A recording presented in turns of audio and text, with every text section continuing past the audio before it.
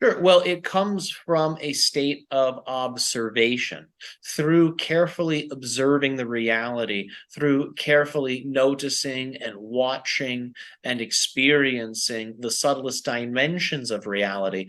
You begin to recognize that all of the diverse manifestations within reality are fundamentally one thing, expressing itself in a myriad of different ways.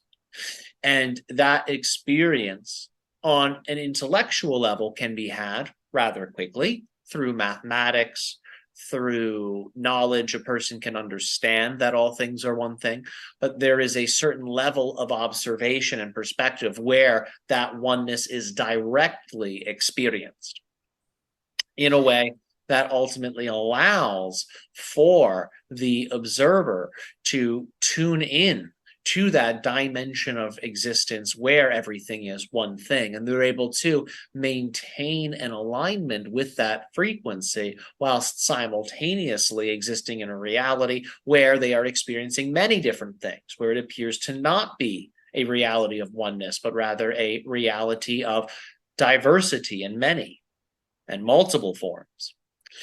So for our civilization, that type of collective Satori experience really peaked for us during a dream.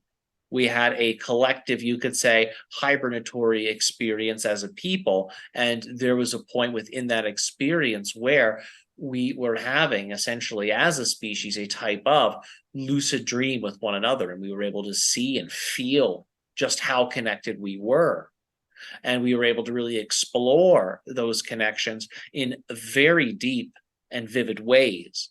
And when we came out of this dream, we integrated with that level of oneness so deeply that it could not be shaken from us when we returned to a more wakeful state.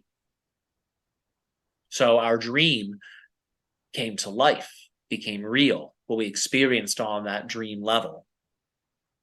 So the same is available for all of you. We remind you of this. It can happen in different ways. Imagine just letting go and letting go and letting go and letting go and letting go of all of the different thoughts and feelings and sensations and things and memories that, in a sense, make you you. Imagine all of the different things you have identified with and have connected to that create the sense of self that you experience. And through letting go and letting go and letting go of all of those things that make you unique, of all of those things that make you an individual, of all those things that make you a persona, by letting go of these things, even just temporarily, even just energetically, you begin to directly experience the reality without filters, without labels. You start to experience the reality in a more purified way, in a way that actually reflects the genuine nature of the energy that is being manifested in the here and now. So you can see reality without the distortions of the lower ego. You can see the reality in a way that represents the actual nature of the energy. So there is a certain level of perspective that is required in the Satori experience, but that perspective comes from the acceptance.